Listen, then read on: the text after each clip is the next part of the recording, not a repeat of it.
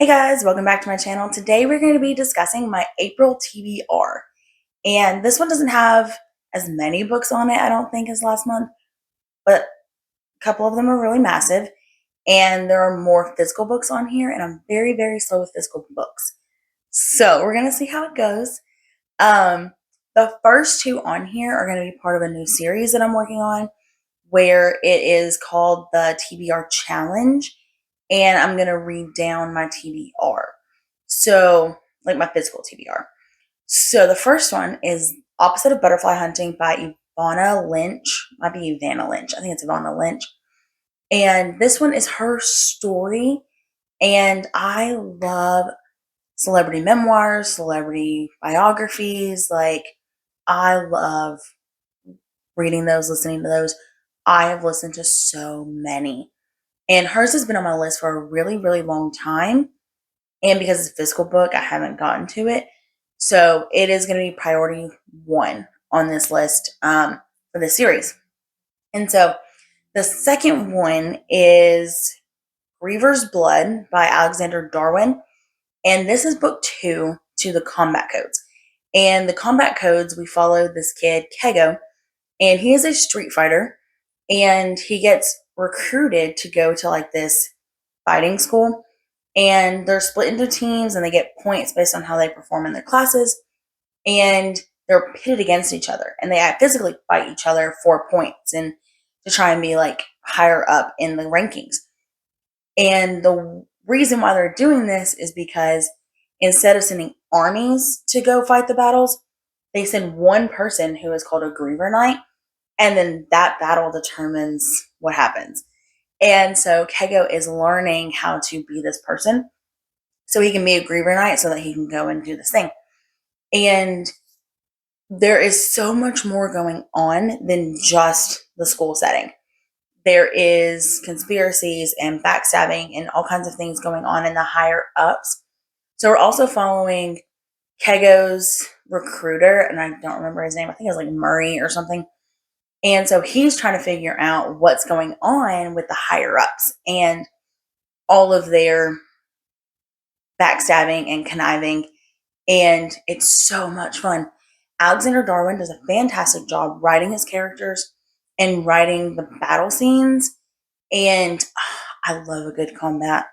And I love the idea of them not sending out armies, but sending out one person to sort of settle everything. I think that that's really cool.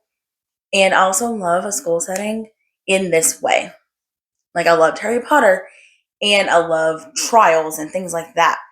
And I'm not really big on, like, I don't know, like dark academia or whatever, but like I love boarding schools and them being learning how to do different things and competing against each other. Oh, it's so much fun. So those two are physical reads, and they are really high on my priority list. And the next book on this list is Wrath by John Gwen. This is book 4 to the Faithful and the Fallen series. This one is our conclusion. This is where we follow Corbin, and he is caught up in this god war where you've got evil and good, and they're going to battle it out for the sake of the world. And there are giants, and there are dire wolves, and there are crows who talk and who are your best friends, and you just fall in love with them. And we follow Corbin and his band of his friends and these people that he's gathered to go take on the opposing side. And so this is our conclusion, and it's so good. This is a reread, and I love the story. This is one of my favorite stories, and I am so excited to get back into this one and to be done with this reread. The next book on this list is also a reread. It is Words of Radiance by Brandon Sanderson. This one is book 2 in the Stormlight Archive series. The first one is The Way of Kings.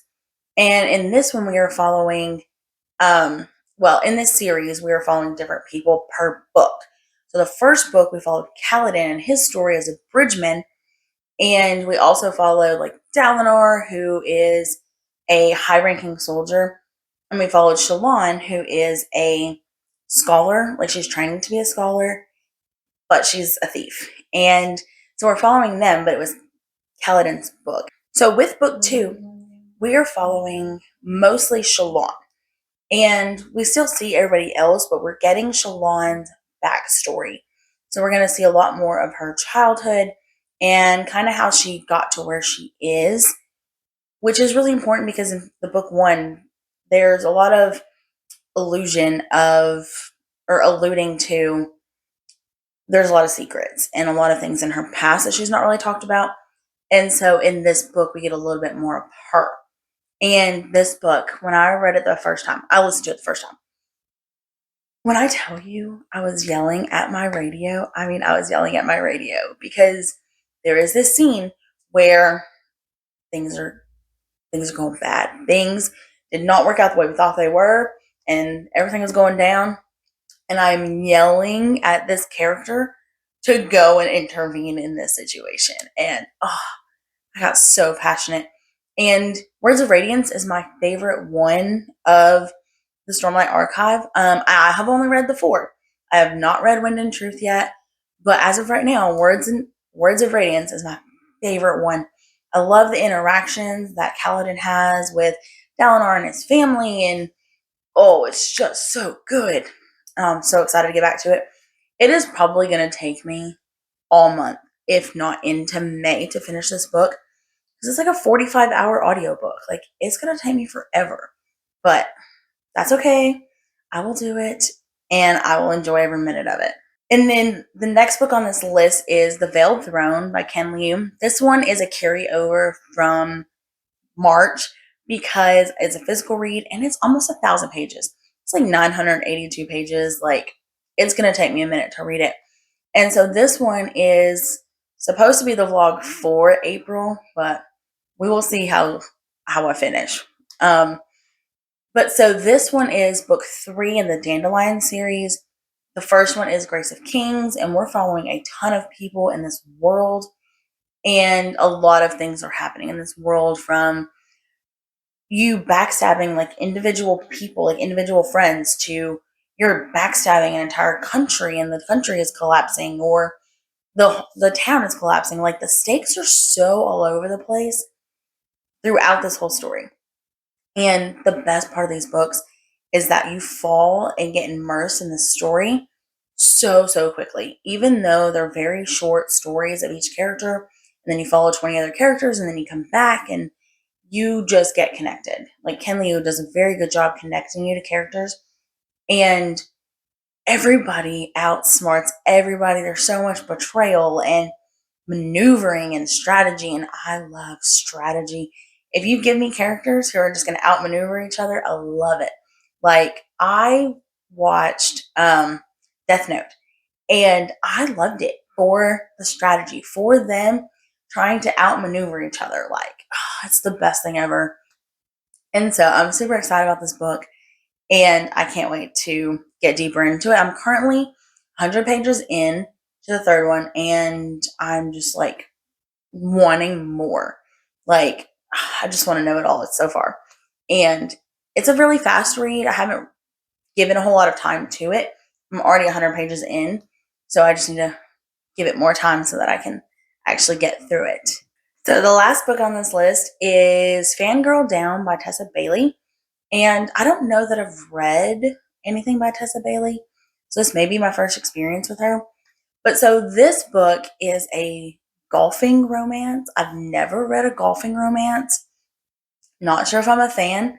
Don't watch a lot of golf in real life, so we will see how this goes. Hopefully, I'm not so distracted by the golf that it takes away from it, because I love a good sports romance, and so I really want to give it a really good shot. But so this one, we're following this golfer, and he is having a really hard time, and he ends up quitting for whatever reason. And he's got this fan that has been following him throughout his career, I guess, and always supporting him, even if he's throwing fits or whatever, she's cheering him on. And so he ends up quitting, and then he decides to make her an offer to where she's going to be his new caddy, and she's going to help him turn his golf game around. and she takes him up on his offer because she really needs the money and her life is kind of in shambles. And so they're going to spend a lot of time together, and we know where that's headed. So I'm excited to see what Tessa Bailey kind of does with that storyline. I think that that's all that are like priority reads.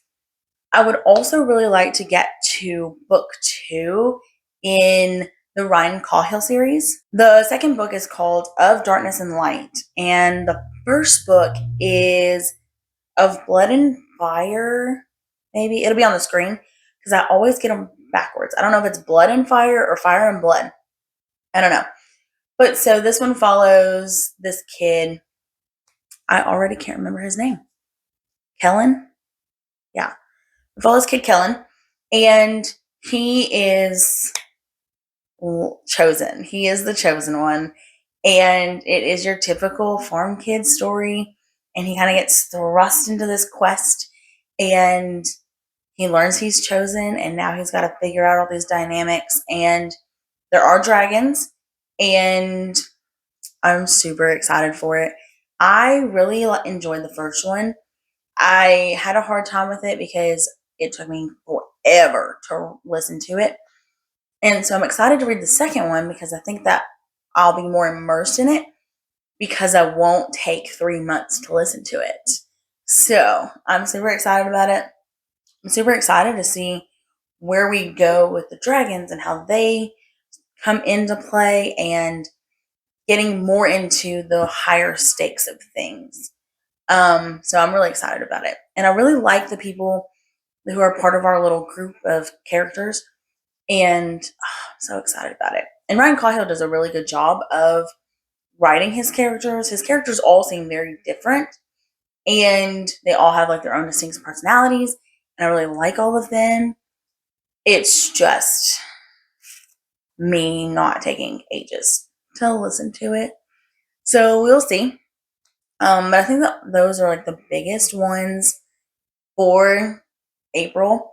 We will see. We all know by now that things will pop up. I think I read like 3 books in March that weren't even on my TBR.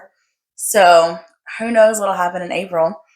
But what are you reading in April? Are you reading any of these?